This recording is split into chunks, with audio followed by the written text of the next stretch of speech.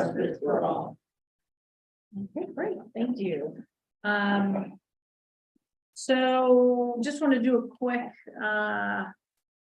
for Selectmen's. No, it's not moving. It's not moving. It worked a minute ago. I don't know. Okay, oh, there we go. Okay, so just wanted to do a quick update for the public's knowledge. The Board of Finance approved a recommended budget for the town and school for the 2023-2024 fiscal year. It came out to approximately 94.4 million, which translates to a 3.29% overall increase. The town operating budget increased by 2.84%.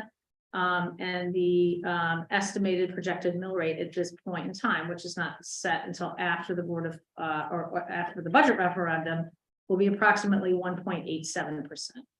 The public hearing is scheduled for April 18th, so people are welcome to attend in person or via Zoom. And then residents go to the polls on Tuesday, May 16th, and you can vote by absentee ballot. I can't remember when they'll be available, but it will be soon after the public hearing that's scheduled, where the budget would then be sent to referendum. So stay in tune. There's lots of great information about the details on the budget, and I encourage everybody to get educated.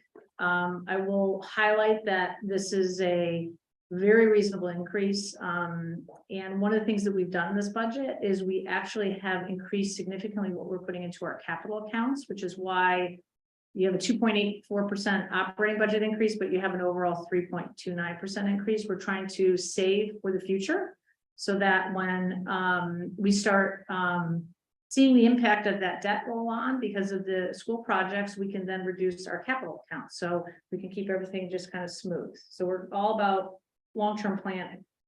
So I think this is a great bipartisan budget, and we hope that the public will support it at the polls. The other thing is we are going to be sending out a survey tomorrow to residents about their opinions on the prohibition of cannabis establishments in Madison. The Board of Selectmen right now has a draft ordinance in front of us that would prohibit cannabis establishments in Madison. So that ordinance is available online, or maybe available online. I think we did, yeah, it is available now. And then we will be sending out the survey, and then we're going to have a public hearing on this issue on April 24th. So we'd like to get some feedback from the public about their interest in whether or not we want to allow these types of establishments in Madison. Other planning activities is the plan of conservation development, and we'll have the chair of planning and zoning to talk a little bit about that process tonight, but that's moving forward.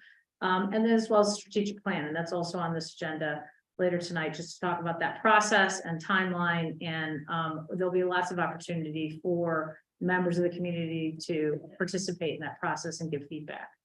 And then finally, we have many, I think over 100 volunteers in town that serve on boards and commissions.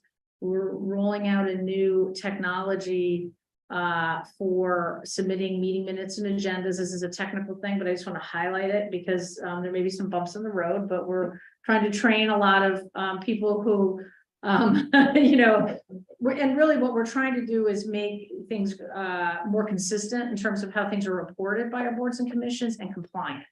And so this is going to be a web-based system that will do a lot of that heavy lifting, so the volunteers don't have to do it and that the staff don't have to do it. So if you're involved in this, you would have gotten an email, you would have gotten a login credentials to the system. And our hope is to go live in April, but I do want to highlight for any volunteers listening, we are here to help. And we understand that it's challenging, just like we all had to learn how to use Zoom and do all kinds of crazy things 3 years ago. We are still learning, still having technology problems. We get it, and we're here to just work with you and help, and get everybody engaged in this and hopefully trained. And eventually, I think we'll all be pros on it. So that is my update for today. And I will stop sharing my screen. And then I just want to open it up to any board member comments or liaison reports. Nothing from my end. I have last Friday, I attended the second meeting of the Affordable Housing Committee. So they are very excited, very motivated to get started with their charge. They've identified some areas that they would like learning opportunities and have started generating a rough framework for themselves in terms of timeline. But yeah, just very excited to do the work of the committee. Right. I think is meeting I'm going next week for that. There's a meeting tomorrow. Okay, I know, I remember I've seen something. I'll see you there again. Any other comments? Al? Both of our academy committees are flying along right now. The advisory committee is getting ready to publish a compilation of everything they have learned from the public about what the public would like to see in terms of programming and outfitting of the new community center. And so they will be creating a formal document which contains a great deal of quantitative insight based on the survey the public filled out, as well as the focus groups which were convened by the design committee about specific areas of the building and how they should be outfitted. So that all of that information is being compiled into a formal document and officially transmitted to the building committee, but they'll also be sharing it with us so we can keep have an understanding of what the public would like to see in the building, and we keep an eye on it as the plans begin to evolve. Great. You ready to see that? Nothing for me. Yeah, okay, all right, good. All right, I guess with that, any hands raised, citizens comments? Jean? Not at the moment. No, there are not. No, okay, and there will be an opportunity at the end of the meeting also to make citizens comments. So with that, moving on to item number 5, I'd like to make a motion to approve the consent agenda as presented. Second. Any discussion? All in favor, say aye. Aye. Aye. Okay, great. Moving on to item number 6. And discuss and take action to declare the month of April 2023 Child Abuse Prevention Month in Madison and endorse the Madison Exchange Club's Wish Upon a Pinwheel initiative. Moved. Second. Okay, great. Well, I want to welcome them. We have several members of the Exchange Club here, and if you want to come up and maybe talk a little bit about the program. Okay, great. Where do you want me to? You can just stand right over They can there. see you. Yeah, I think that's Good. Now we'll There. pick you up. That good? Where my face at? Well, this is the camera, actually, Okay. the owl, Okay. so whatever is easier, Okay. it'll adjust, so. So the reason for the pinwheel is that it's a symbol of a carefree life that every child deserves to have. I should hold it, right? Please, Um, get it back. This is actually a mission of the Exchange Club, the National Exchange Club, and has been one of ours for many years. But this year we decided to create a public awareness campaign so that more people get involved in it. So the story behind Pinwheel is that it's a symbol of what every child's life should be like, a carefree life. And unfortunately, CDC has said that 1 in 7 children has suffers from either child abuse or child neglect. So it's something that we really feel is important to address. The Exchange Club of Madison provides support to 2 different child services, one in Rockville, Kids Safe in Rockville, and Bristol Child Abuse Prevention Center. So I'm a fairly new member of the Exchange Club, and when I first looked at the budget, I saw a substantial amount is spent on the parade, and an equal amount is spent in supporting these child abuse prevention centers. So it's a very important mission of ours. We're hosting a baby shower for Kids Safe in Rockville in June, where the Exchange Club members will, collect things like diapers and A&D ointment and formula and all that sort of stuff. And we're thinking about opening that up to the public. I just showed you the picture. There's a banner on the green that we put up on Friday, and it will stay up the entire month of April, since that is Child Abuse Prevention Month. On Saturday, as long as it doesn't rain, the Easter Bunny, who is here with us tonight, will be doing the Easter egg hunt at the Surf Club, and we have 300 of these pinwheels and the flyers that you have. We're going to be distributing at the Easter egg hunt. We're going to give them to the parents to give to the children. The idea behind this campaign is to create awareness, but obviously if somebody wants to donate, we're more than happy to accept donations to provide even more support to our two centers. We appreciate the proclamation. Tony sent it to two of us, to both of us, and we're very grateful for that. And I believe Ben Rayner is going to have an article in the paper this week. We did an interview a couple of weeks ago, and I believe it's going to be in this week. Unfortunately, we weren't sure that we would have a proclamation, so that won't be included, but we'll figure out something else to do to promote the fact that we have that, because it's very important to the whole project. So, Yeah. sorry. We could post it on social media. If you could, that would be terrific. That would be wonderful. I let John Michael Parker know about this, and he got back to me immediately and said, how can I help? And I invited him to the Easter egg hunt. I'm not sure, what else we can ask him to do, but They have a 2-week-old baby, so they may or may not be.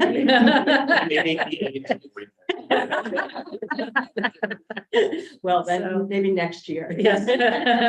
He can come to the baby can come to the Easter egg hunt. Photo op for the baby, right? So, Exactly. with the Easter bunny. So that's pretty much it. I don't know, do you have anything else that you would like to add to that?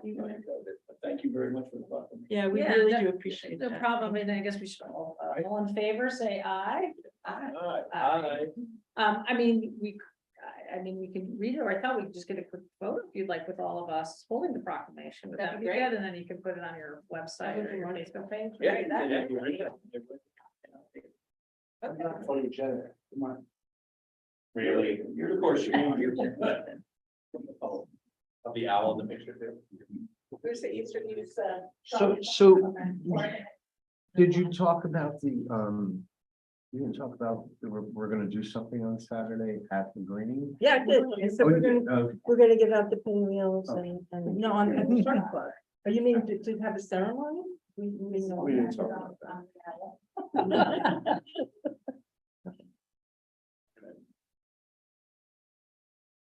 Great picture. Okay, here you go. We appreciate all the hard work you did for the community, so. Thank you, we appreciate it. Yeah, no, Yeah. we thought maybe, I don't know what kind of ceremony to have, though, in front of the banner, but I'm not really sure. Well, if you end up doing something, let us know, and I'm sure whoever is That available would be would be happy to attend. That So- would be Thank you very, very much. Thank you, thank you, thank you. Thank you for all your hard work as well. Okay, so with that, thank you very much, and please, everybody, support the Exchange Club in this important endeavor, so. Next item on the agenda is, an update from the Planning and Zoning Commission, and so I want to welcome, the Chair of the Planning and Zoning Commission, Carol Snow, is here. And I know our town planner is online somewhere, so Jean, if you could kind of move her up as a panelist, that would be great, and then I'm gonna, do a screen share. So Carol has prepared a presentation. And I want to make sure I got the right one. There we go. Okay, great. And so I just thought it'd be helpful, a lot going on with planning and zoning right now. And particularly the plan of conservation development process has started, which has its tentacles in a lot of things in Madison. So I thought it'd be really helpful for Carol to give an update and Aaron to talk a little bit about some of the activity going on in town. So with that, you tell me when you want me Thank you, to. Peggy, and thank you all for inviting us to give this brief presentation. I'm actually going to be wearing the planning hat, and I think Erin's going to be wearing the zoning hat when she speaks next. So, okay, Peggy, we're going to run through these really quickly. We've had 7 meetings to date. I just wanted to show on the screen sort of recaps of what we've done at each of our meetings. And I also want to say that this is going to be available as a PDF, I think, posted on the website, so that I'm going to race through these slides, and I'm not going to read all the text, and I just want to give a quick overview of where we are. So next, Peggy, that's great. First thing we did was review the 2013 Plan of Conservation and Development, and by state mandate, we have to update our plans every 10 years. For those of you who've seen it, it's quite cumbersome. It's in 6 different PDFs, and what we found in our review of it, I guess we can't move that over. Sorry, I didn't I realize can the move text it. was gonna get I hidden there. can move it. Erin can be one of the pages. There we go. We realized that, it kind of broke things up, and And so in looking at things, you could sort of pick and choose what you wanted to find in different sections. So for example, some section would say we want to preserve cultural and natural resources in the center of town. And then another section would say we want higher density housing in the center of town. So what we want to do is take the pulse of Madison's progress on that plan's objectives, come up with our own ideas and goals and plans, and consolidate it in a much more cohesive way, make it much more user-friendly. I'm advocating for landscape format instead of because my laptop is small.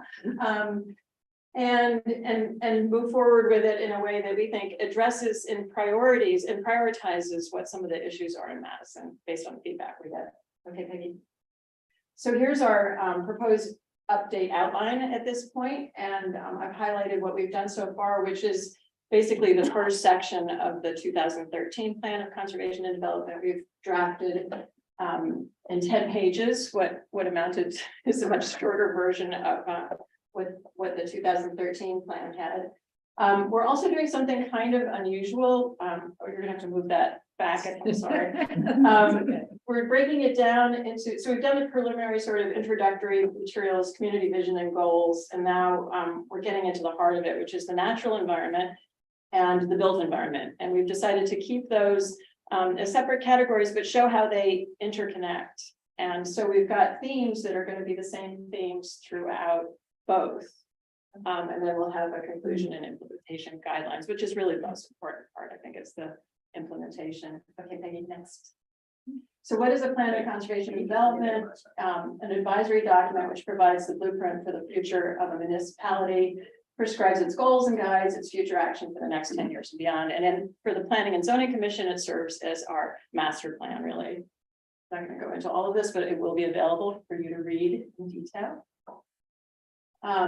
We've gone through the vision and plan goals. Just to say our mission statement is to guide the conservation and development of Madison to maintain and enhance quality of life in a resilient and sustainable community.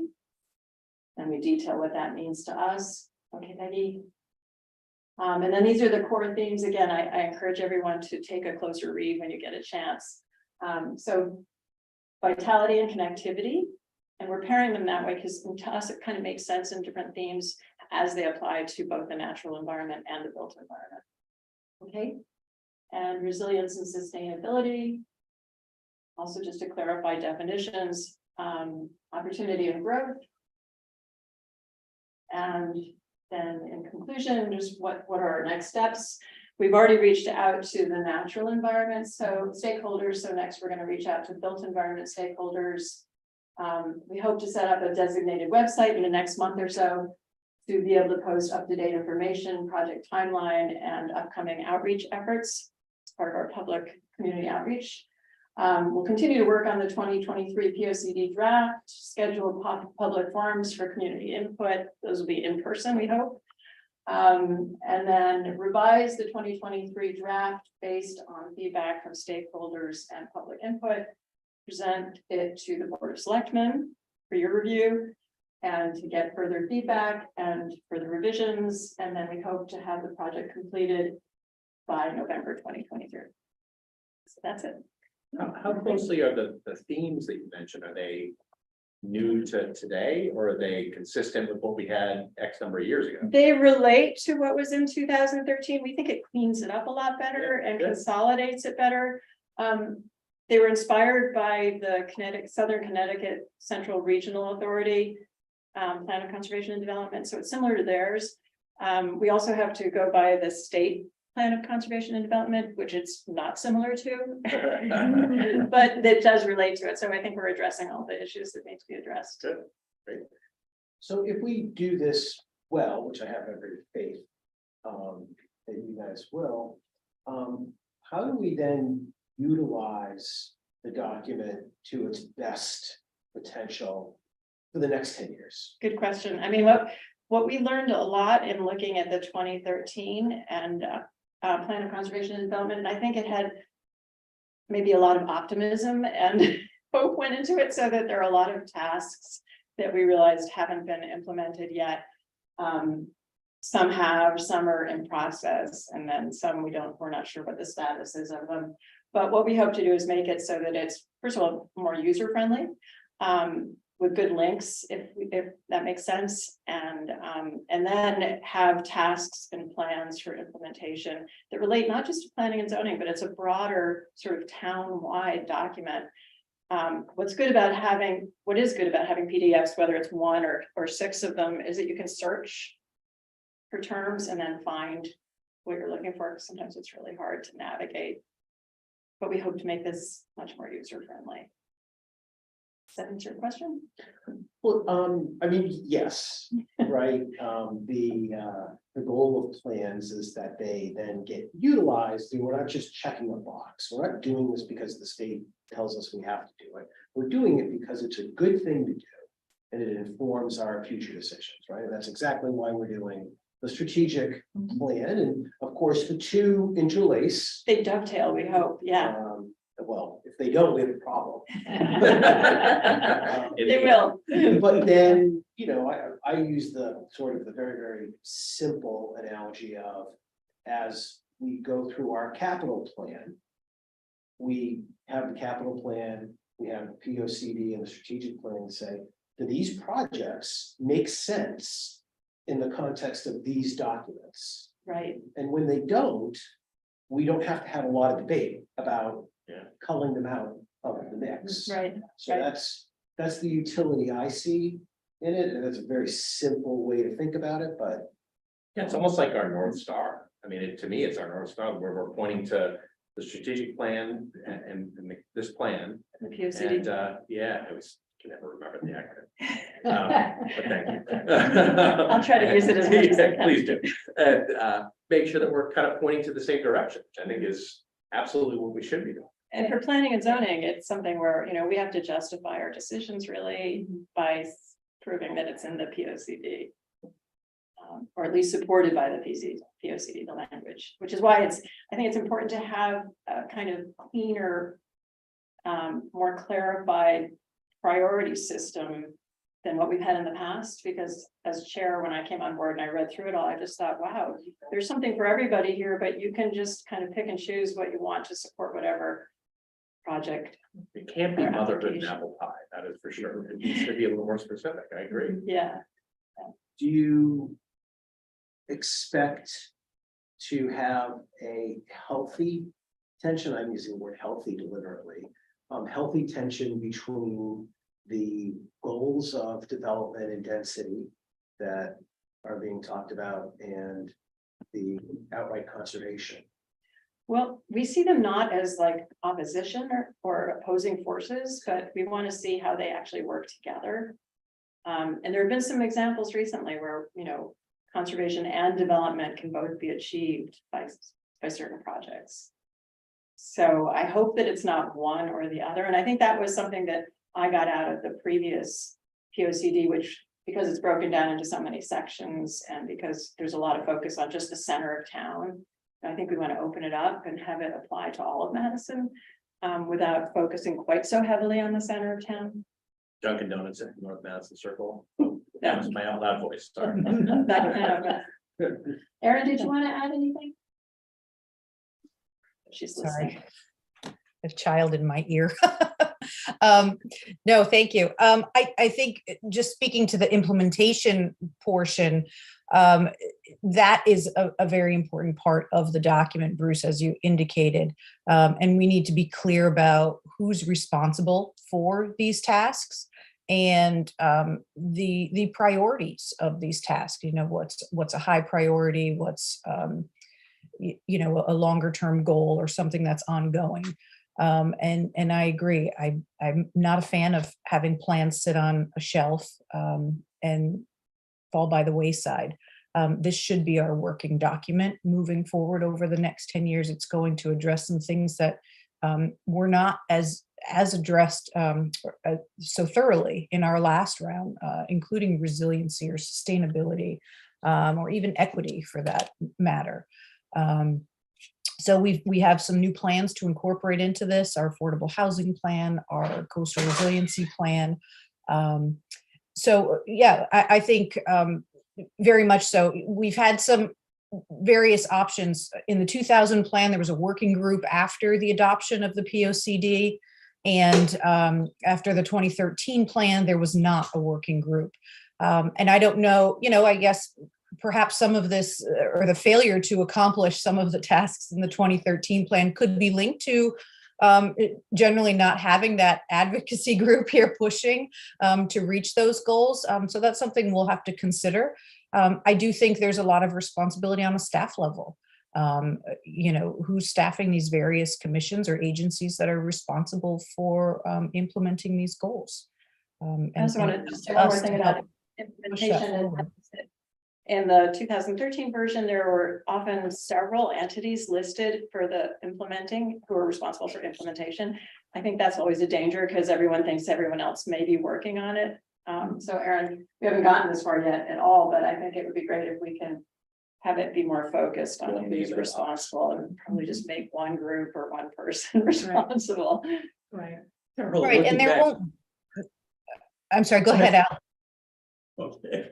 And looking back at the 2013 plan, were there any surprises, good or bad, that you came across? I think the biggest surprise to me was just how difficult it was to use.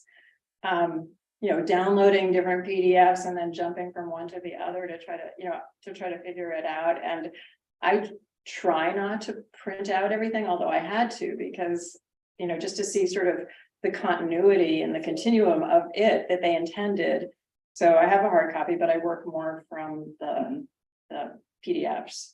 So we will be, I'm going to be merging all of those documents into one PDF and re-uploading them onto the website. So it's a little more user-friendly. It's only taken so many years, but. Such a lot of pages into it. And I think those made bulky documents, and maybe they didn't know how to downsize, or they didn't, I don't know, or just kept the high res, I don't know. But in terms of I guess the important part of that is, as a user of the document, right? Because you have to kind of rely on that. It's hard for you to understand the linkages, right? Right. Because they're all compartmentalized. So Yeah. the vision's making it more connected, so you can kind of understand like That's common themes. That's our Yeah, goal. and common Yeah, themes. that and is our goal. Right, and without conflicting. No, and in fact, make them sort of collaborating and cooperating. Right. And, and just kind of wrapping up that implementation and the previous goals, there were well over 100 specific goals in that plan. And moving forward, I think we'd like to gain consensus from the community on what the priority goals are, rather than specifically listing every single action item, whether it was recommended by one person or a whole section of town, and really trying to get to the real key issues. And again, as Bruce indicated, we need to use this document as a planning document, but also as support for future funding requests. Oftentimes in grant applications, we are asked to show consistency with the plan of conservation and development, with what this particular project is, and how it serves as the basis for even budget requests and CIP. So I agree. We have to look at things in that light. We've had some updates to statutory regulations and considerations that the Planning and Zoning Commission must make. So those will be highlighted a little bit in this round, because we have had some significant changes to the Commission's enabling statutes since the last go around. I'm curious, just Erin, you mentioned the 100+ objectives. How many did we achieve? Actually, if you go back a few slides, you'd see those numbers. I think it was my second slide, Peggy. So we went through them, as a staff level, just to kind of. This one? 113 tasks listed, 13 were completed. Wow. Okay. Now, several of them are ongoing and have been initiated. They just haven't been. They cast a very wide net. Over multiple years, Right, too. hold in. So in the interest of time. Yes. Because we do, Erin was going to talk through a little bit more on the zoning side, right? Sure. So Zoning. I don't know, Peggy, So, where will this get posted?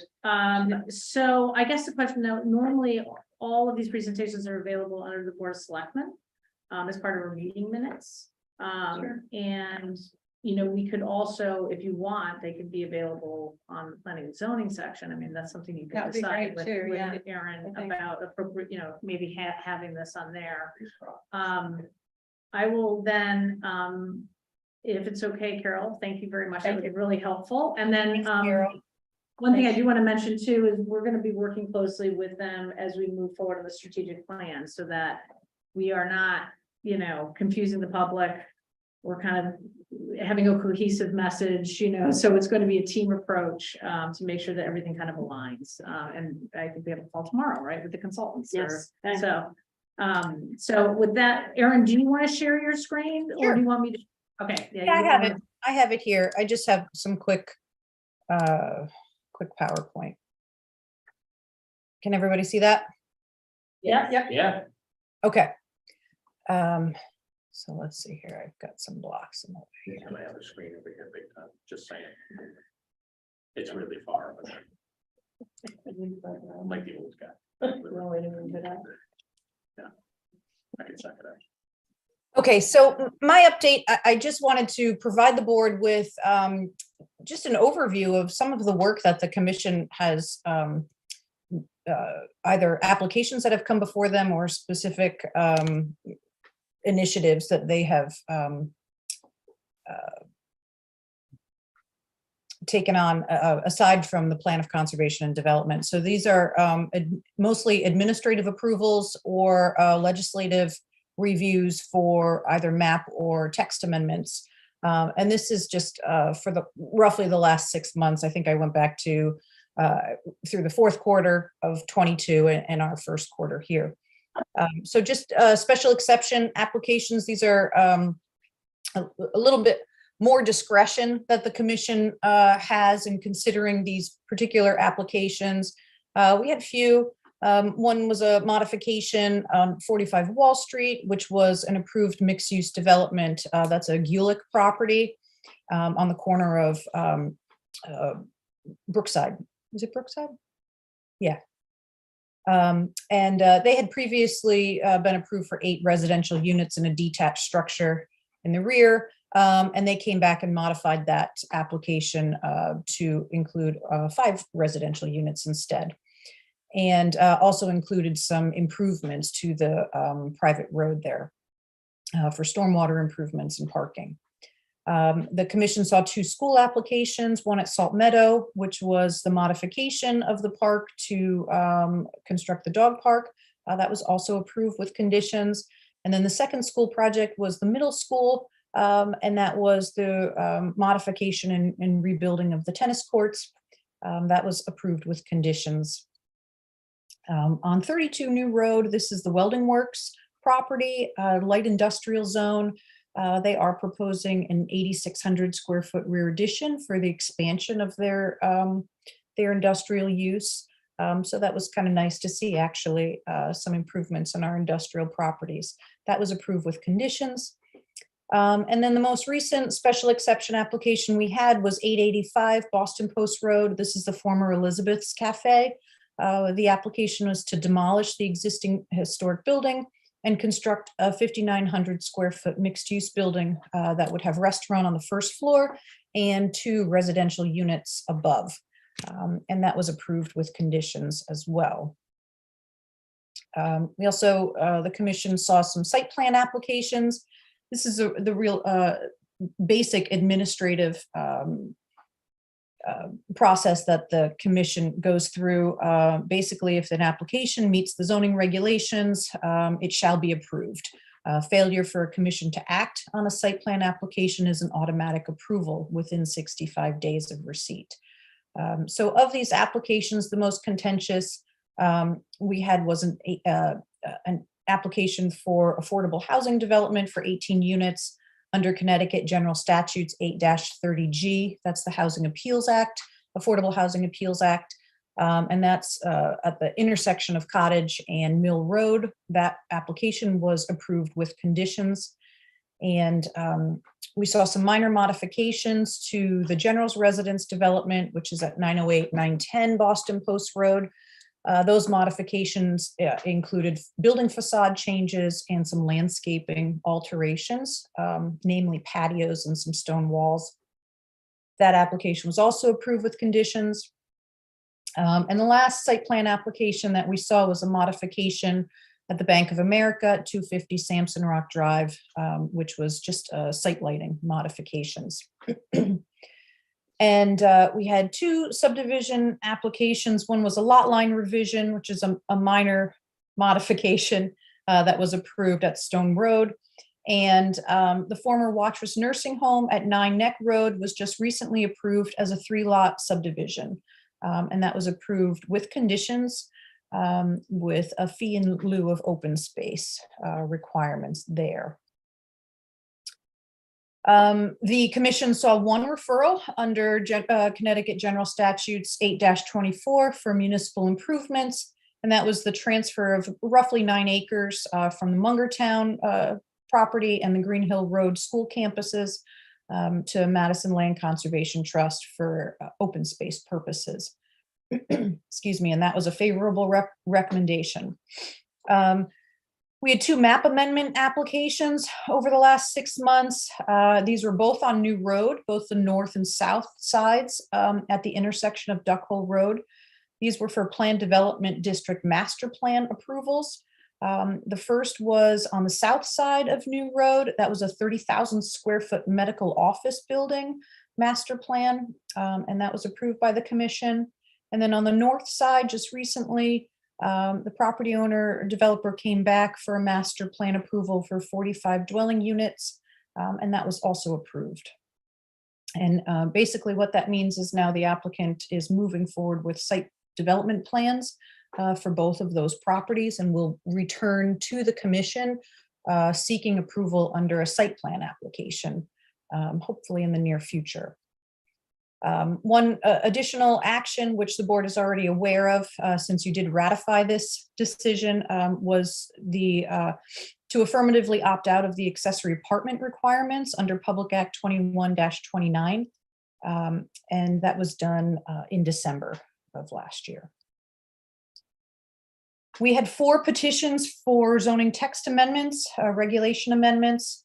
The first was a commission initiated process, I should say, which was the extension of the temporary moratorium on recreational cannabis establishments. And that extension will expire on July 1st, 2023. That was approved. We had in December an application by Fraser Lulage for a planned development district, section 32 text amendment application, which was denied. We had a subsequent application come in the new year by Fraser Lulage for this section 32, again, the planned development district, and that application was approved. And this past month, the commission approved an amendment to section 4.1.35 of the zoning regulations. It's one of these site-specific special exception areas in the code, specifically for the Klein Golf Range properties, and that amendment to the regulations was also approved. And then I think I wanted to just spend a minute, and several of our applications revolved here around a planned development district. So I wanted to introduce you to this concept if you're not yet aware of what a PDD is, and just kind of go through briefly what is involved in that process and how that works. Unless anybody has a question first about any of our applications, I can't speak necessarily to the specifics of the applications or the reasons for commission's actions, but I'm happy to answer general questions if you have them about any of the applications at this point. But Aaron, I noticed just on your previous slide that one was denied and then one was approved for the PDD. Yes. What was the same person? So was it the same property and the same? So a text amendment is not a property in that those applications did not apply. It's not a specific application for a property. It's for an amendment to a section, the text of the zoning regulations.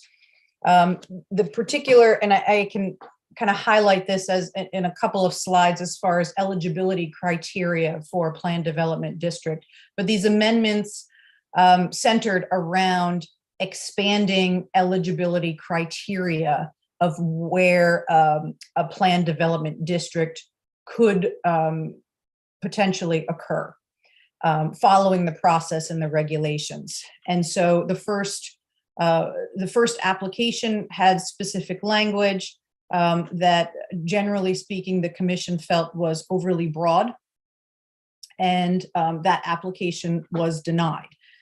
The applicant then came forward initiating this petition for text amendment and narrowed the scope of the request. And that amendment was ultimately approved by the commission. The concept of a PDD is not a new concept per se to the town. These regulations have been in effect, Section 32 of the zoning regulations, since 2019. A planned development district is a floating zone, basically, that under the specific process with the applications to the Planning and Zoning Commission, a floating zone gets placed over a particular property or properties, in which case then it's essentially a specific master plan that gets overlaid, and then the regulations supersede the underlying zone, I should say. So it's not an overlay zone that applies to every property. It's a specific application to request that a PDD overlay be placed over a particular property. The floating zone, it's a concept that we have elsewhere in our regulations. We have a housing opportunity district. We have an affordable housing district. And those are also floating zones, a similar process. It's a zoning map amendment to overlay this particular concept plan over a property. Oftentimes now, the housing opportunity district and the affordable housing district are not utilized because they're more cumbersome than going through the housing appeals process under Connecticut General Statutes 830G. And so under that statute, somebody could come in with just a site plan application. So oftentimes we're not seeing this floating zone used in the affordable housing sense.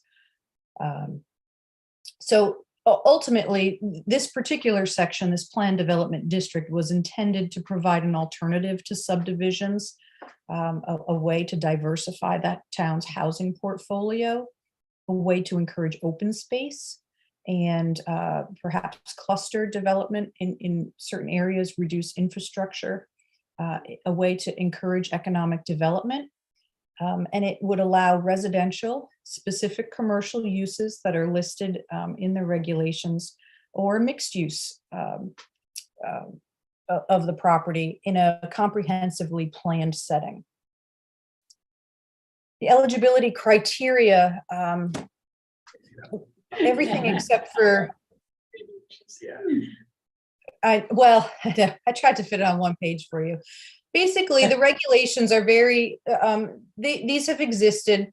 The regulation was written for 2 properties ultimately back in 2019. And these were the 2 properties on the intersection of New Road and Duck Hole Road, this north and south property. They're currently owned by the Horton Group. And those were the master plan applications that the commission reviewed and approved late last year and early this year. Generally speaking, all of these existing regulations have been in place since 2019, and only one portion had been modified this year by this application from Fraser Lulage. There's a minimum requirement to establish a PDD of 2 acres, and that could include an individual parcel, or if a property owner had a combination of parcels, including contiguous lots or lots across the road. Again, there's language regarding the coastal zone. if properties are located within a coastal boundary, the use must be consistent with the town's coastal regulations, and those could not be superseded. A proposed planned development district must have a minimum frontage of 200 feet on a town or state road. They are not eligible to occur on private roads under these regulations. The parcel location criteria requires that the parcel be located in either a residential or a rural residential zone. These are currently not permitted in any commercial, light industrial, or business zones in town. And this language also existed. This is the descriptor for the properties on New Road. They must be further located within an area specifically designated as a future development opportunity in the 2013 POCD or a successor document. Now, there is a map in the Plan of Conservation and Development from 2013 that has a red dotted line around these two parcels in town, identifying this area of town as a future development opportunity.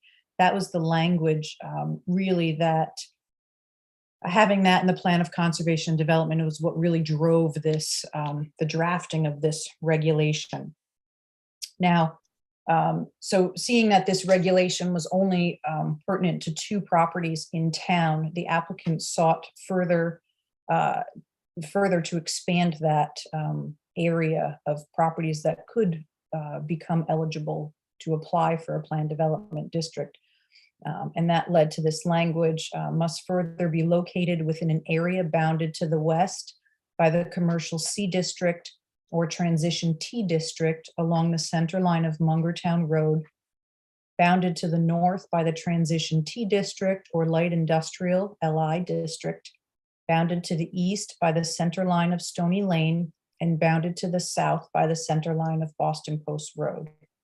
That was the recent text amendment that was approved by the Planning and Zoning Commission.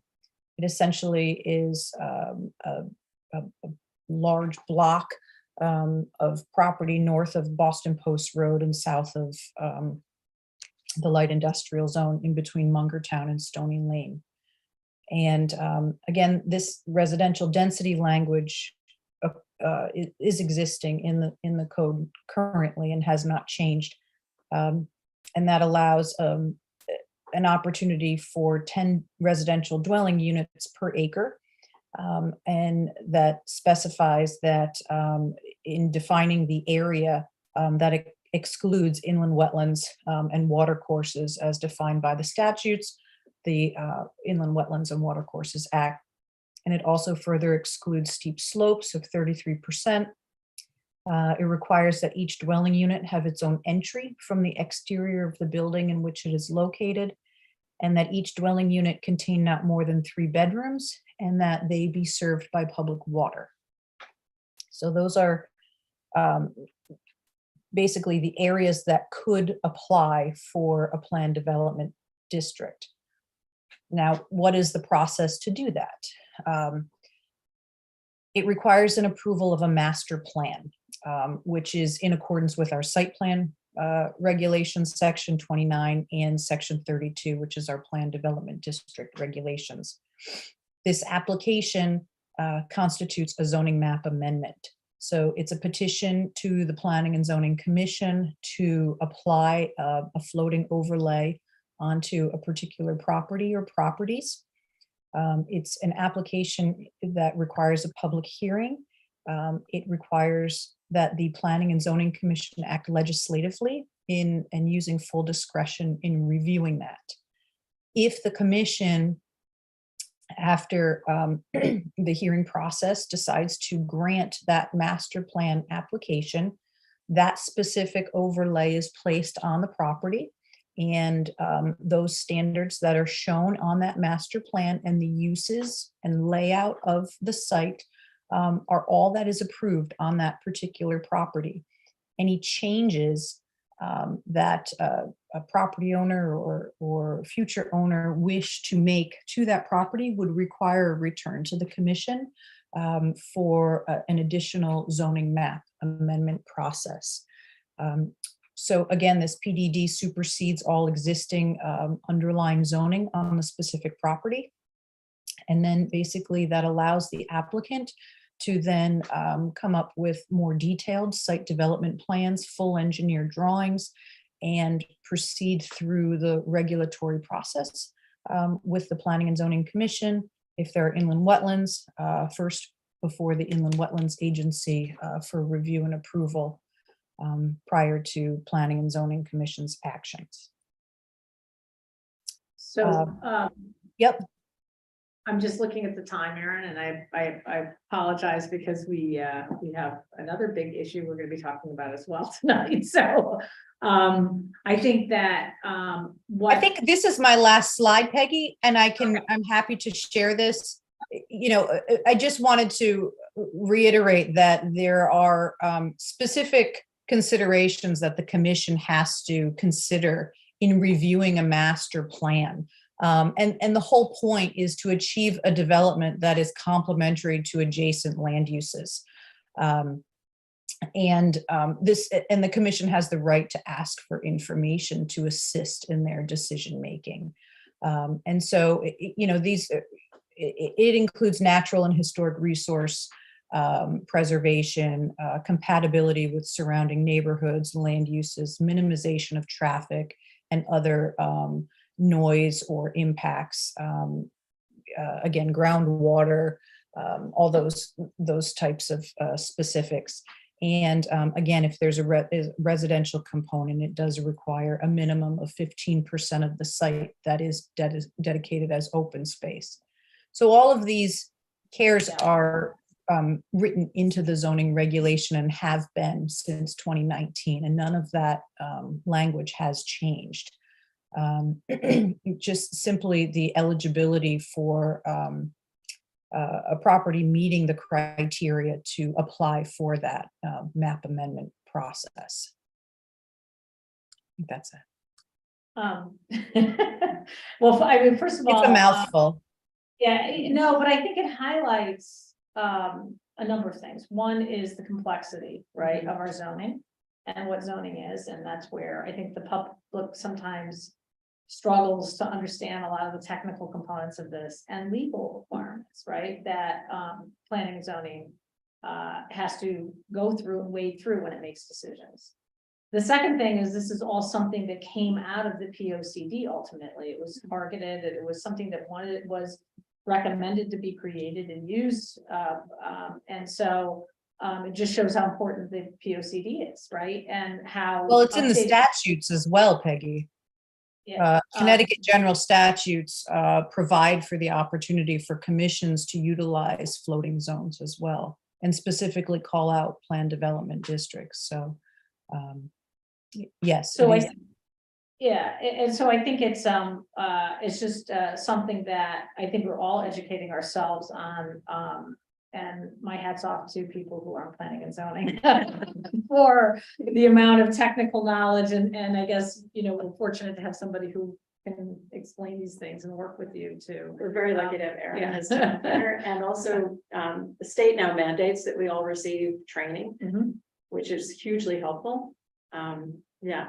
Yeah, and it was challenging. But I think one of the things today is I think there's some helpful slides there that will also make available to the public so people can understand what this is, you know, and what a PDD is. I think it's going to be also interesting as you go through the POCD process. I know you're going to talk about Madison zoning, the complexity of it, its evolution over time. And in fact, Peggy, it was in the 2013 POCD, it was recommended to clean up the regulations even 10 years ago. Yeah. And I think it's even more urgent to do so now, right? Yeah. Carol, in your most elegant language, what do you say to the public that is apprehensive about these PDDs? What is it you would like the public to understand at this moment? Just very simply and I think it's important to understand it's nothing new, and we see it as an improvement over existing special exceptions, of which we've had, I think, 45 special exceptions in the last 45 years. So we've ended up with this kind of patchwork of commercial, light industry, residential, special exceptions, especially south of 95. So we do see this as a new tool to do some more innovative kind of developments, I think, and balance. As Aaron mentioned, you know, in the regulations, it already says that we take into account the surrounding community and properties, and we don't want to change that. And we want to, you know, we want to have a tool that allows us to do things like avoid spot zoning, which we can't do. And that's with the Winter Club restaurant. That was something that we turned down a year ago. I think it was, Aaron, right? Was May. And Carol, you brought up a good point. The town has or I should say, the Planning and Zoning Commission, unfortunately, has a history of site-specific zoning amendments to allow uses that wouldn't normally be allowed within the underlying zone on a particular property. And the Klein's golf range is one example. So as we have over 40 of these spot zoned special exception uses within residentially zoned parcels, that's not something that's endorsed or enabled through the planning or through the enabling statutes, I should say, section 8-2. And so the commission really is going to have to look at how to address this and try to hopefully clean up this section of our zoning regulations. At the very least, we don't want to perpetuate this process, which is why that plan development or this floating overlay tool is, this floating zone tool is attractive. It's essentially a sanctioned way, you know, a statutorily sanctioned way of looking at, you know, properties that need adaptive reuse or underutilized properties or properties that perhaps, you know, rather than the straightforward subdivision, we look for ways to cluster and preserve more open space. So in looking at it in that light, it is it's a useful planning tool. Not to say that, you know, they occur in several many municipalities, and maybe in some municipalities they have been abused to some extent, but that's not necessarily the goal in this sense. You guys have all seen the full page article in the paper, obviously. The ad, not The ad, sorry, Yeah. yes. And so I guess I'm just curious, how do we, you know, are you getting public participation in your meetings? How are you addressing, I guess, the public sentiment, if you have to or not? I don't know if you do, relative to regulations, but I know there's pushback to this. So I just want to make sure that we're, you know, we as selectmen ultimately get to hear all the complaints and the concerns, and we want to make sure that we're being responsive to those concerns. It's a tricky one. So all these hearings have been public. Yep. And, you know, when we've talked about how do we get the message out of what's going to be at our meetings, and Peggy and I We wrestled with that too. have talked, yeah, should we list the properties that are coming up for planning and zoning applications? When we post it's on our agenda, so that gets posted. You know, we feel like we're doing everything we can to make ourselves available. As far as more public outreach, you know, I think that's something we all can improve upon. And we're going to be talking about that in our. Yeah, we've had some good conversations about using a lot of the tools that the town has now to, let's face it, people want to be spoon fed these days. They don't want to Actually necessarily. leave their house. Yeah, I know, they, you know, it's Read the all about regulations. it's all about push communications, agenda. right? Everything has to be pushed to people directly. Without having to click through a lot of things. People don't like lots of clicks, right? They want it right there. Oh, this would be planning and zoning. I don't want to click through and then look at the thing at the website that says, you know, so we're looking at ways to kind of cut that out Yeah. so that when you get communications, you know, right away. The planning and zoning has regulatory requirements and they have to do signage and notice of butters and all this other stuff. So they're doing all that appropriately. But I think there's just a general consensus that a lot of these decisions do have community impact, even if you're not in a butter, right? So making sure that everybody's aware of these conversations. So we're gonna work on, using the town's communication tools to help get some of that out more. And then I think also the POCD process will try to engage people more, so that they are, understanding more about zoning and then. And have a voice. And have a voice, Yeah. exactly.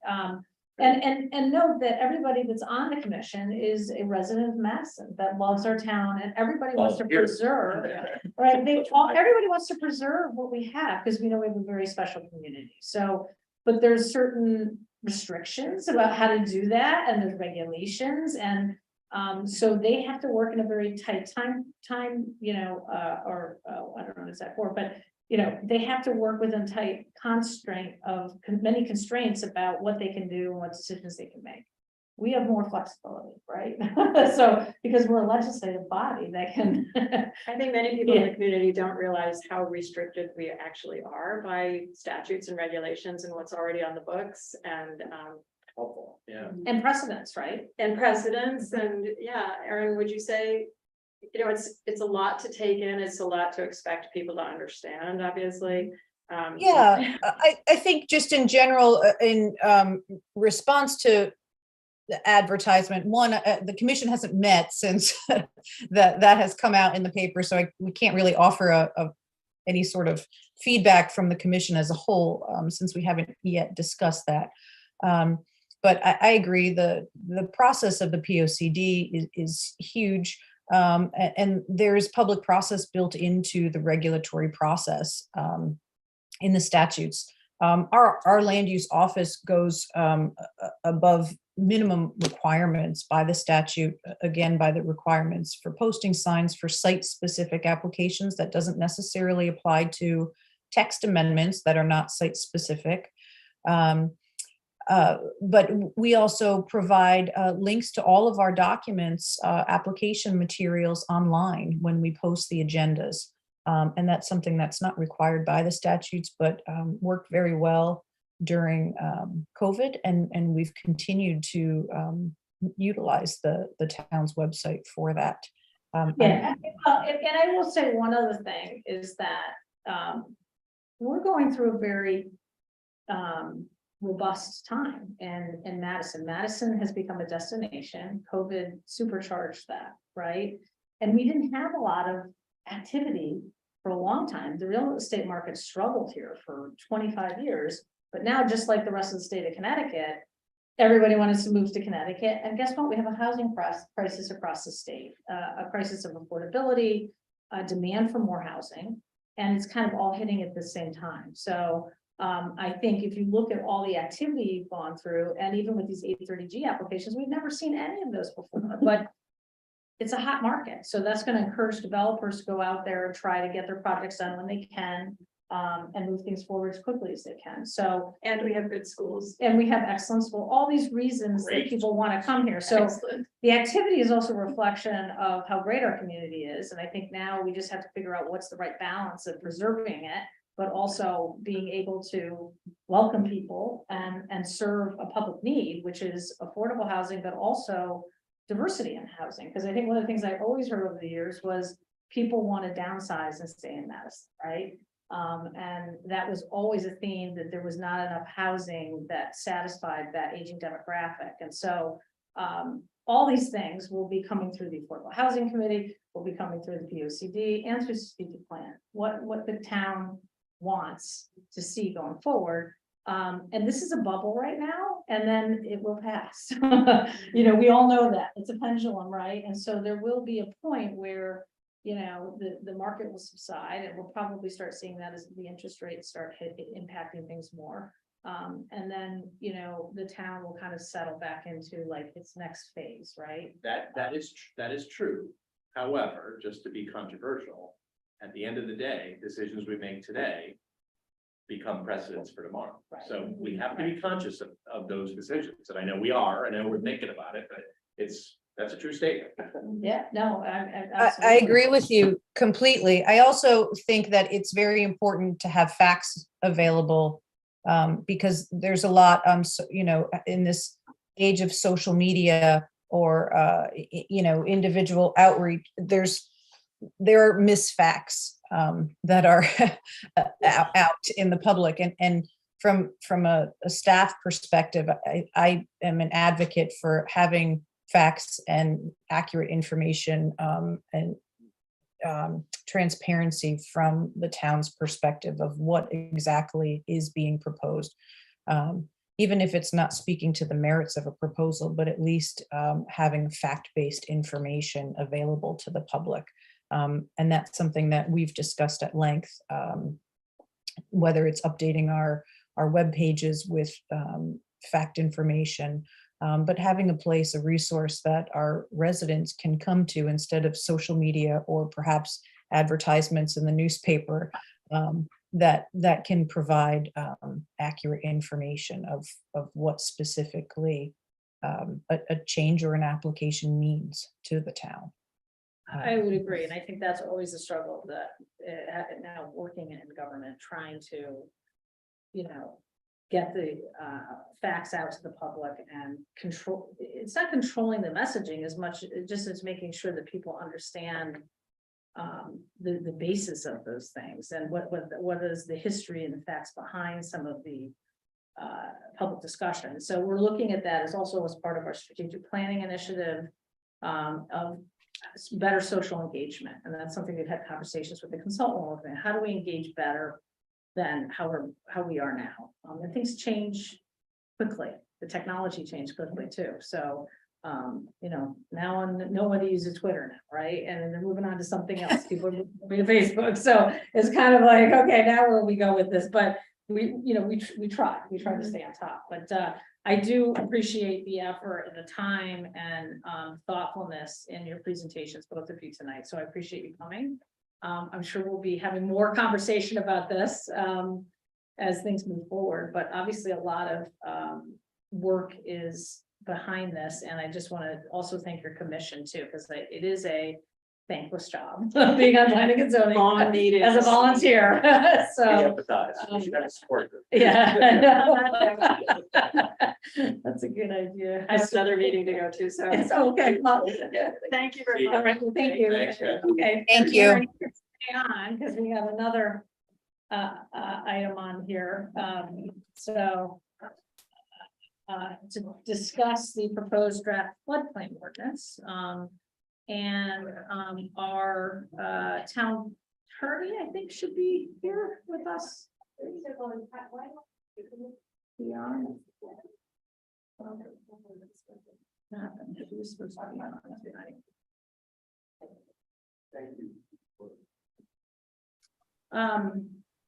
Well, I will invite up also, we had several members of our staff, John Anako, who's our floodplain manager, and then also Sam DeBura, who is, been working on this with staff, as well as our building inspector. So I'd like to invite the staff up. I'm just trying to see if our Gary is going to be here. Basically what was in your packet was a draft ordinance that initially the staff had actually kind of pulled this together, modeled on the state, also looking at what the Coastal Resiliency Committee had put together. And then this was funneled through our town council last week, and she sent back some comments. So the ordinance actually starts, I think, on the next page on that. I think it pretty much reflects the conversations that the board had about, you remember we had that extensive conversation about look back periods and some of the hot buttons, policy issues. And the draft now should be kind of reflecting a lot of that. And then I think we just need to kind of review it and get board member comments. And then I had actually put on here to add it to the public hearing, where we also have the marijuana public hearing, which maybe isn't the best idea necessarily. If we were to do that, we would need to by our meeting next Tuesday, actually vote to call a public hearing for this, if we were going to have it on the same day. I just threw this on the agenda afterwards if we want to do that.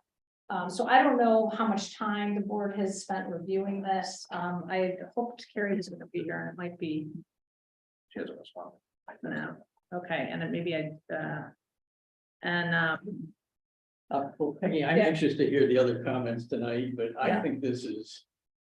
As far as I'm concerned, this is ready to forward to the public for discussion and feedback. I think it encapsulates the policy questions we've discussed in several of our previous meetings, so.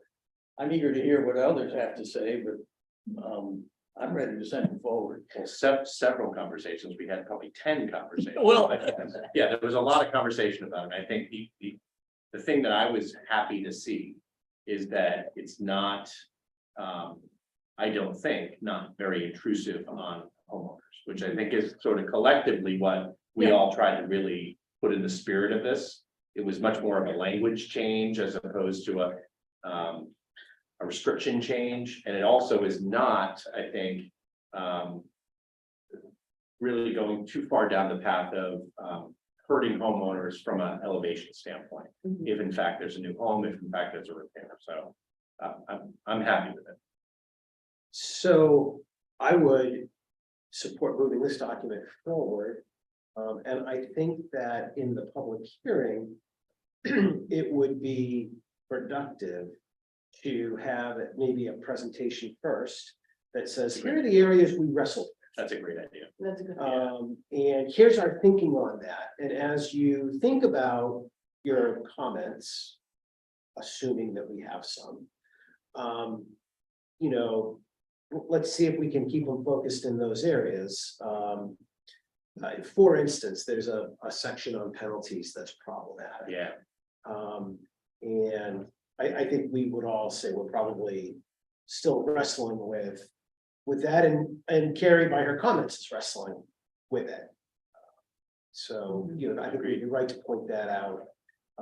We'd be right to point out the look back period. so, there were some, and Jean, if you could invite, Vinny up. I think that he had commented that, we would just defer to the building code in terms of, so that might be a suggestion about changing the penalty piece, you know, because there is already established in the building code. Which is Yeah. fine, Yeah, which is fine, but I think it's fair to point out, you know, yeah, there's a lot in here that we can't do anything about. yeah. Here are the things, here are the levers we actually can pull Mhm. and are thinking about, rather than have everybody read this much document. Let's see if we can focus everybody's attention on moving parts that are important. Well, and they're also, to that point, I think there's a fair amount of the document that is governed by FEMA too. So at the end of the day, we're lining up to what FEMA says we should be doing. We're not really going too far outside the lines, I don't think. no, I mean, I think that, you know, we've already had the debate. Like, do we, do we want to be a leader, or do we want to just kind of sustain or maintain what we have? And it sounds like the board had come to a conclusion, let's maintain what we have. There are some areas that we might either be required to by the state to change in the future. Or we might want to, you know, revisit in a couple of years, depending on a number of factors. So I would also think we're the benefactors too, Peggy, of other towns that have gone through this and have realized maybe they made some mistakes. They might have changed something, they might have done something differently, so I think that's helpful.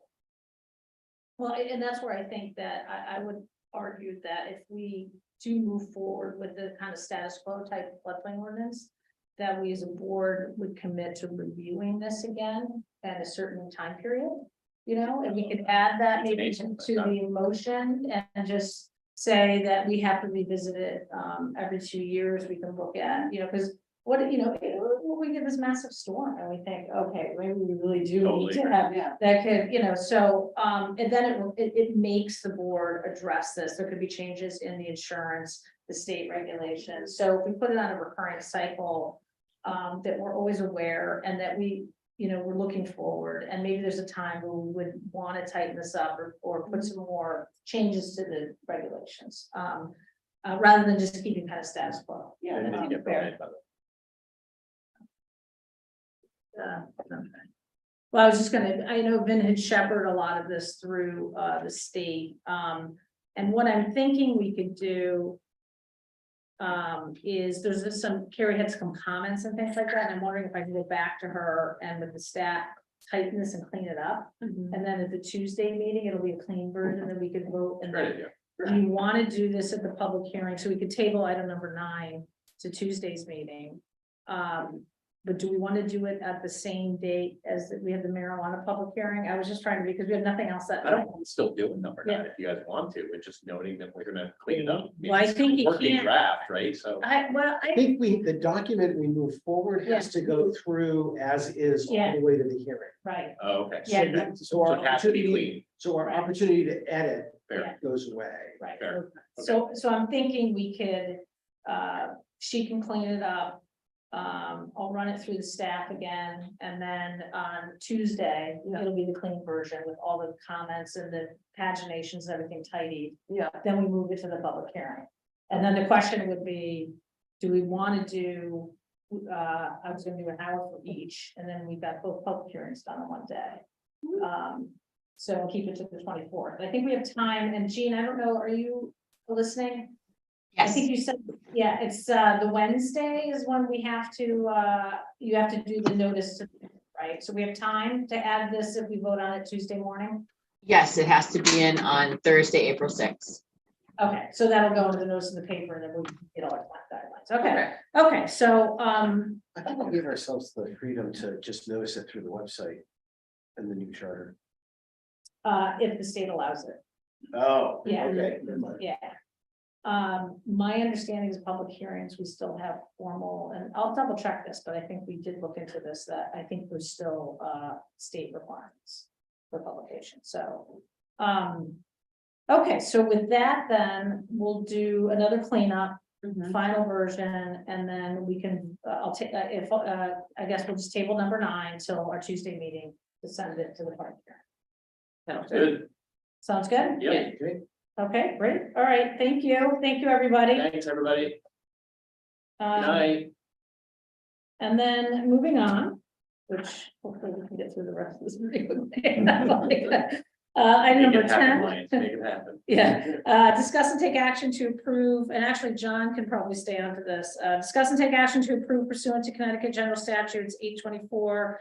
A referral to the Planning and Zoning Commission to review the acquisition of 700 square feet of Essex Savings Bank property located on 99 Durham Road for the construction of Woodland Road, Bradley Road, and Durham Road sidewalk project, and B, the acquisition of 336 square feet of 25 Durham Road Associates LLC property located on 25 Durham Road for the construction of the Woodland Road, Bradley Road, and Durham Road sidewalk project. So moved. Second, Okay, so this is basically that project that we have going on where we're building sidewalks, and some of the property owners, rather than getting an easement, they said we'll just deed over the property to the town. So John, if you just want to spend a second on this, but I think this was kind of this is a kind of a common thing, right? They're commercial property owners and they'd rather not be responsible for the sidewalk. So Right. Go ahead, John. So this is, any change to a public way requires this item, which is to refer this change to the public way to the Planning and Zoning Commission to review and approve or deny. In this case, what it basically is the property owner is giving a sliver of land, really literally just a sliver of land, to the town to increase the right of way, the road right of way, so that we can fit the sidewalk. So the sidewalk doesn't need to encroach on the lot. And that's the preference of the two property owners. And so this is just a requirement to refer this change in the right of way to the Planning and Zoning Commission to deliberate on. Do they get a tax benefit for this, meaning their property size is reduced by X%? I mean, in I theory. would They think so, don't right? have property anymore. it's Yeah. like, Yeah, I would so think so. it would change. So the land area would be reduced by fractions of a percent. So yeah, there's, based on that, I mean, it's really a question for the assessor, I guess, but the lot is changing infinitesimally, so that value will go down somewhat. How is this different than the right of way, the sort of the public right of way that, you know, we all have from the center line of the road, right? So we all think that we own out to the curb, but the reality is there's right of ways within that space. Is this different from that? No, really, this is the same thing. So the purpose for the right of way is to allow the town to construct amenities like sidewalks. But right of ways, you know, they may start out, standard right of way in a local road is typically 50 feet wide, but the reality is they vary all over town. You know, in this case, it's too narrow to fit a sidewalk at these two locations where we need a little bit of extra room. So it's really just asking for a change in that line, you know, a matter of feet, you know, not a large change in area. This would be a huge improvement to the area, and I know when they had the public information session, a lot of property owners came and were excited about the project, so that's great. So I think now this is just going to planning and zoning, and then we'll come back. I think we would have to vote to accept the donate, or however it's called. It's not a donation, it's a acquisition type thing, but we'll deal with that after planning and zoning approves it. So with that, all in favor, say aye. Aye. Okay, great. Thanks a lot, John. Okay, thank you. Excited to get that. So, item number 11 is discuss and take action to amend a previously approved special appropriation for $24,031 for 4 radar speed signs for the Madison Police Department. Move. Second. So this is basically, we approved this 6 of these at our meeting.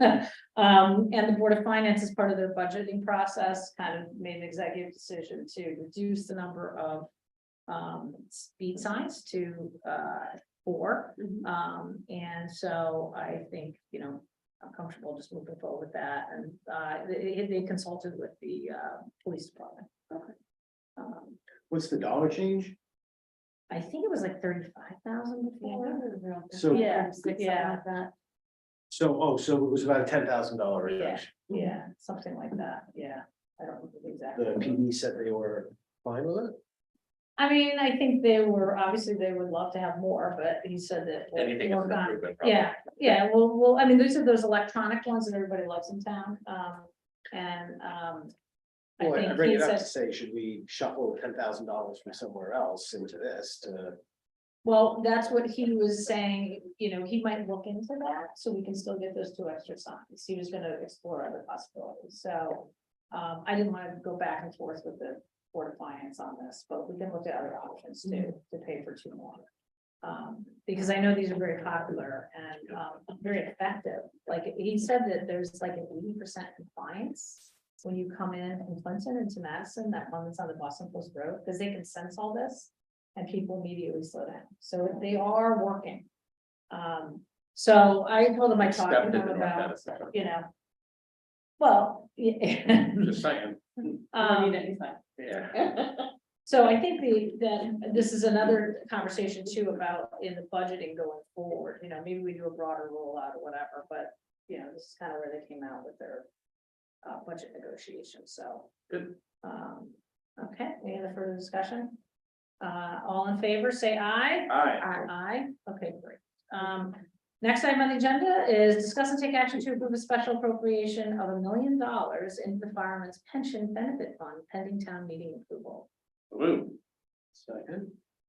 Okay, so this is, we had a long conversation, I know about this at our last meeting or 2 meetings ago. And this is to help fund some of the new outlays we're going to be making to the changes that we made to the fireman's pension fund to make sure that we have enough money to meet all those obligations in the future. I think the question, as we all knew, we wanted to do something to put some money in now and take advantage of, you know, the long-term benefits on the budget by infusing money in the pension fund now. And you received in your packet, or I think Stacy had sent around what this will do in terms of helping future budgets. So it doesn't kill us in terms of our actuarial required contributions. Can we get Yeah. Stacy over so she can, because the Yeah. spreadsheet is good, but needs a little bit of Explanation. narrative. Stacy, if you wanna come on.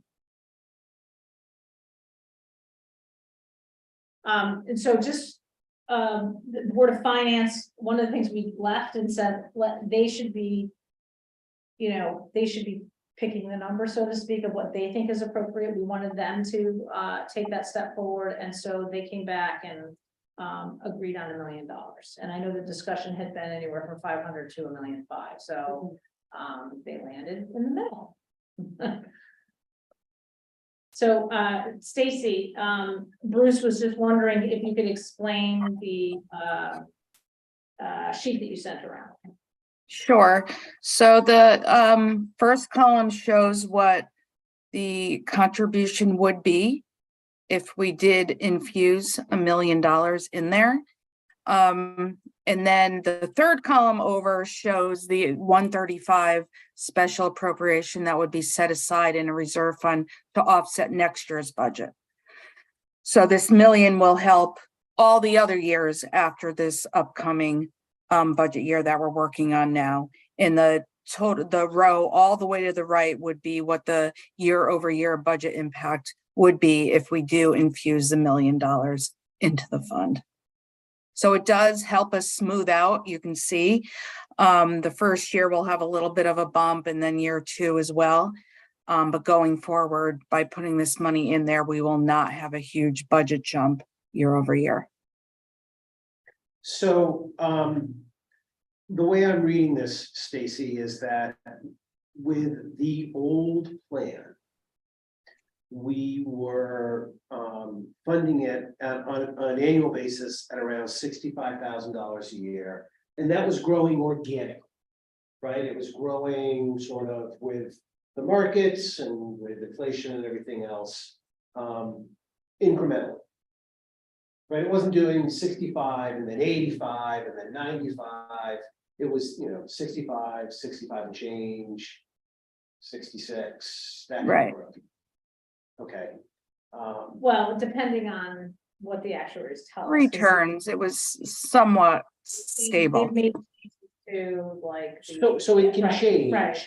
But what it wouldn't have done is gone from 64,000 to $252,000. Right. Right? Yeah. And I think. If I'm trying to understand the bottoms, the negatives and the positives you've got with the $1 million infusion. The sum total of all the out years is an additional $1.9 million. So what that's showing on the bottom, Bruce, what we would have to contribute over the next 20 years, 19 years would be when we infuse $1 million, what we would have to budget over the next 19 years would be about $4 million. If we did not put that $1 million in there over those same amount of years, 19 years or so, we would have had to contribute almost $6 million. So there is a huge savings. And again, this is not the present value of the savings. It's simply taking what the revised actuarial determined contribution is every year. But there is a savings of almost $2 million by infusing this $1 million now. And that was sort of the rough math that we figured out, right? That for every dollar we put in today, it saves us about $2 over the course of the next 18 to 20 years. Right? We're basically saving $1 million by putting it in today. So I prefer to think about this as the glass is half empty and not half full. And I think it's important that we frame the discussion from where we started, right? We recognized that the value of our volunteer firemen, we recognized that their pension was more or less inadequate. We could probably even argue that it's still inadequate, but it was a good change to make. Yeah. We did something unusual in the world of pensions, and that is we made everybody currently in the program eligible for the new payout. Normally, you phase these in, so the first people to benefit from it are the first people hired in after the change. That created the immediate obligation, right? It was the right thing to do. Given the people that we're talking about here. Where I've struggled from the start and where I continue to struggle is that we're taking the taxpayers from a $65,000 line item annually in the budget to forget the first year of 250,000. Let's just call it, an even 200 over the next 18 years. So, we've increased the spend on this line item by $120,000+ a year. And we can make that increase go away by taking tax dollars we've already collected and applying it today against that. We can never keep it at 65, but we can have it grow along its old trajectory by taking tax dollars. So the $1 million, I'm going to vote for it because we've got it, but it's not enough. And I appreciate Because we have extras in the coffers, is that why? Yeah, well, it makes it an easy decision because we have the extra money in the coffers. And I appreciate that the Board of Finance wants to take the lead on this as a finance kind of topic. I'm coming at it from an operating budget perspective, which is in our domain, right? We are responsible for the operating budget. We have a way to avoid millions of dollars of new taxes collected simply by deploying tax dollars we've already collected. So I still feel strongly about that and hope that we can have that conversation again soon, as we discussed. I mean, I think there's gonna be lots of conversations about the fund balance and, we've been slowly putting together a plan about where we think it's best to deploy. This was highlighted as a priority. I think $1 million is a significant step forward. Yeah. We did $1 million a year and a half ago also. And, I think as we look at all the needs and things that are coming up, that are somewhat unpredictable over the next 6 months, we can look at the pension again. I think we did it. I think it was 18 months ago. Stacy, when did we do the last $1 million? Yeah, it was probably a year and a half ago when we went into Yeah. the town pension fund. Right. But I think, continuing to use that philosophy to Bruce's point of taking money we've already collected as taxes and using it to save for future taxes, right? But I think this is a good step forward, and I know they had a lot of discussion about this, so we're supporting their recommendation. And said a little bit differently, at the risk of beating this to death. The taxpayers of today have made a promise for the future that the taxpayers of today can cover. This plan puts the burden of paying for it on the taxpayers of tomorrow. Yeah, so I guess any further comments on this? We can all in favor, say aye. Okay, great. And then next item relates to this as well as an appropriation we had approved at our last meeting as part of the budget. Discuss and take action to approve calling a special town meeting in Town Campus Room A on May 22nd, 2023 at 6:30 p.m. for the following purposes. Approving a special appropriation of $1 million of the Fireman's Pension Benefit Fund for the undesignated fund balance. Approving a special appropriation of $3.5 million for the capital improvement program CNRE from the undesignated fund balance. So moved. Second. Okay, and this is just following on, the CIP was one that we talked about also extensively as part of our budget process. It's the same concept of creating a savings account for future budgets. And just earmarking some of this money for a lot of capital needs that we're gonna have over the next couple of years. And I think we all know that we don't wanna kind of do what we've done in the past, you know, historically is cut capital in order to preserve the operating budget at reasonable levels. So the idea is creating a savings account. Any further discussion on this? No? Okay, all in favor, say aye. Aye. Okay, great, thank you. Okay, item number 14, I sent a memo out to the board, and I apologize, I meant to get that done on Friday and I didn't, and I dealt with it today. And basically, this is just to lay out how we're going to engage the public and involve the public in the strategic planning process, as well as all of the other boards and commissions in town. And after talking to our consultant, she recommended kind of two different groups. One is going to be more staff driven. That's going to be a working group that will be meeting weekly with the consultant to really kind of gather information, troubleshoot, scheduling, all the kind of like routine tasks that the staff can be helpful on in terms of keeping this moving forward. And then we're going to create, she recommended creating a more broader group. She said that some communities have up to like 20 people on this, which I think is a little more unwieldy. And I know that we as a board tend to like to keep things, you know, meaningful so that we have meaningful participation. And so we've kind of called this the Strategic Planning Advisory Committee, or SPAC. It's a good acronym. And really this would meet monthly, and a consultant would be part of that, and there would be kind of reporting out of everything that had happened on the plan, and then also provide the SPAC and give feedback on documents and things like that. And so I put forward a charge, which you know, if we're willing to get into a discussion today, or we can table this till Tuesday in terms of taking it. Actually, it's not an action item on today. I just want to get the process moving forward. We had a lot of conversation about, do you have members of the public? Most of the people on here are members of the public. They live in Madison, and and actually I think I have the charge on here, so I'll share it. I put it in here.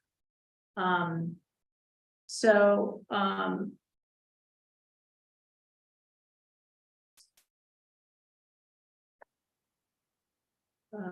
this is what I sent around. I just put it in PowerPoint. And the composition, I spoke to Bruce earlier today. You know, the idea is, do we want to add one? You know, I was thinking 1 to 3, but you know, I think I'm up to keeping this as functional group as possible. Who's not on a board or commission? You know, some other person out there who might have some strategic planning background and to sit on this committee. There's going to be lots of public engagement, you know, and people to get involved in this, but this is for the group that's going to then come up and endorse and recommend the planning board of selectmen. So, so that was a recommendation, you know, I put out there. So I have just a couple of thoughts, and they're not firm, set in concrete thoughts. One, I do think that the core group, I think it should be a staff heavy group. I think that because that's where the real work is going to happen. The member of the public, my question is, whose voice does that member represent? You know, as a member of the public selected, I don't know that there's a constituency that comes along with that. And as you said, we're going to be having a lot of public input, right? We're going to rely on our hearings and our public process for getting diverse input. Hopefully people will have it.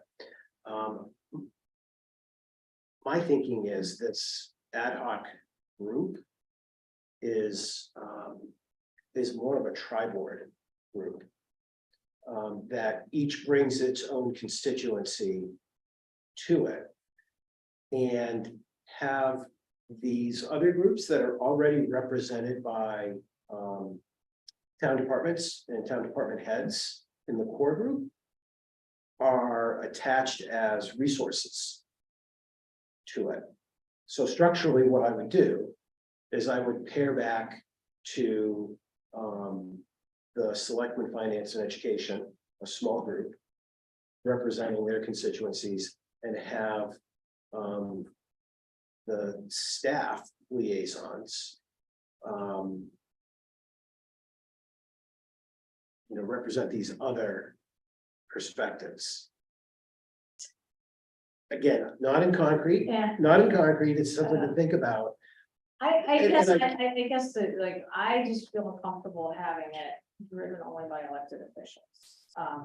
I think that, when you have some of these other, well, first of all, the staff is important, but they're gonna be working on the working group, right? So they're gonna be in the thick of it anyway, so they're gonna be the liaisons to their functions and, but I feel like these are all volunteers in different constituency groups, as you said, so, I feel like they are the kind of the public, right? Because they're people that volunteer, they serve in the community, and they have an interest in one of these areas.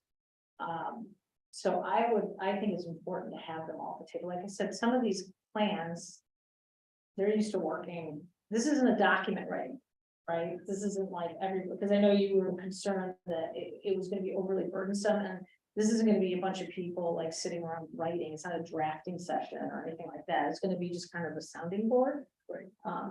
So that's where I think it's important to have better representation.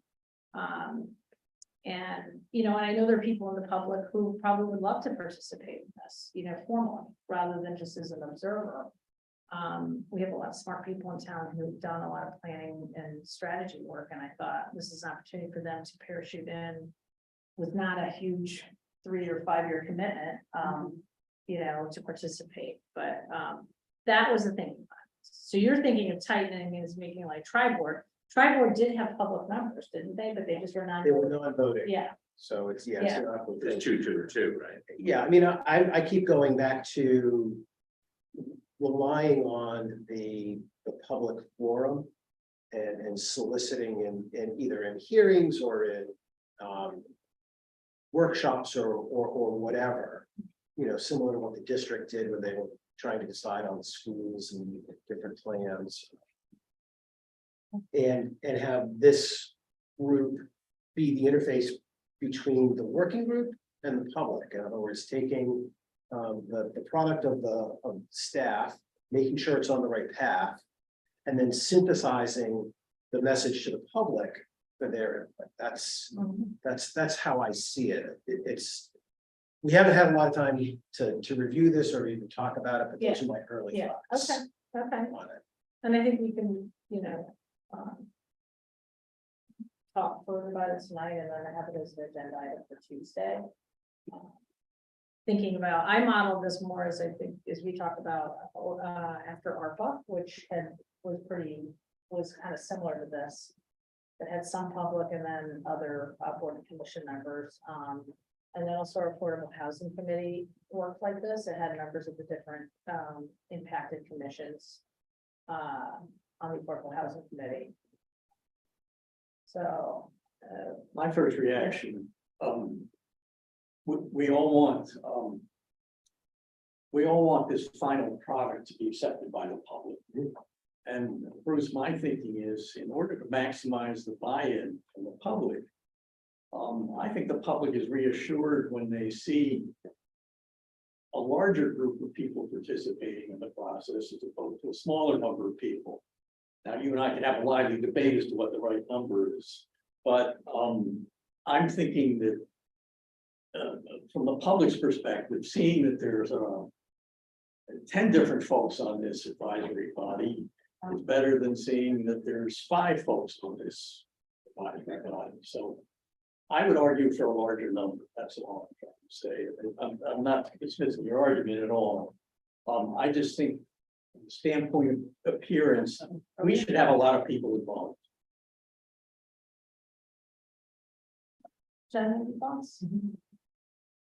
I do agree with what Bruce is saying in terms of the member of the public being there, how, we have the representatives from the different boards and groups within town that represent their constituents, but if we only are, I think if we are going to have additional members of the public as part of it, it needs to be more than one, and if we can kind of even, I don't know, maybe even figure out a way to create buckets for that person to be a representative of, so that we're not getting public representatives that are all from one segment or one area of town. I mean, I know it's hard to get volunteers as it is, but, you know, if there's a way to create even more diversity within the group thought. I mean, I don't know, Bruce and I seem to never have a problem interviewing people. People out there don't like these I know. For some strange reason, God knows. Well, facilities, we turned away quite a lot of people, right? There was only 2 Yeah, spots. we took 2 spots now, we had 14 people. that Yeah. applied, So yeah, it was a Yeah. ton of interviews. So, and I think a lot of people that wanted to remain involved. So anyway, I agree. I'm an advocate of more public participation. I get the fact that sometimes these committees can be a little large and maybe a little unruly at times, depending on too many, chefs in the kitchen. But let's see. I mean, I don't know. Still thinking about it. I don't have a strong opinion, I guess, other than maybe more public. And this will be, run with a consultant too, so we won't be kind of, and I think that'll keep it on task and, well, let's think about it. I had originally written this, I think it was 3 members of the public, I made it a 11-person committee. And it's a tough number, but then I was also like, I think it takes the pressure off about, the people at these meetings too, right? So you still have. You can alternate. meetings. But I also get that it's kind of, and one of the reasons I didn't have the 3 was because it just seems weird, you have like 1, like when you pick who gets the lucky ticket, right, to be on the strategic planning committee, so I thought, well, if there's 3, it's a little easier. But then I understand Bruce's point, it's gotta be functioning. Right.